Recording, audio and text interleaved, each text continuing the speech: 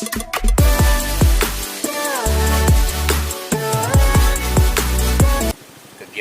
hari ini kita melaksanakan penutupan TMMD.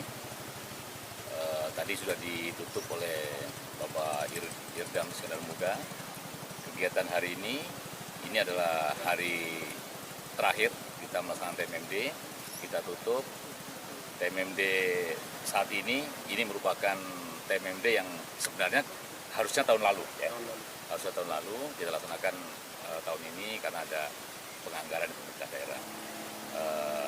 Kita menghubungkan jalan antara Takal Pasir dengan Teluk Rumbia.